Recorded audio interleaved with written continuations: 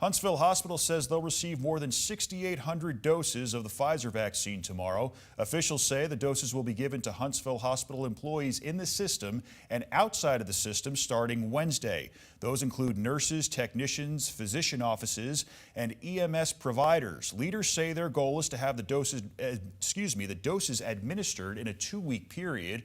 Hospital officials are working out how to vaccinate employees at partner hospitals in North Alabama. Probably will end up going to them to disrupt operations a little bit less.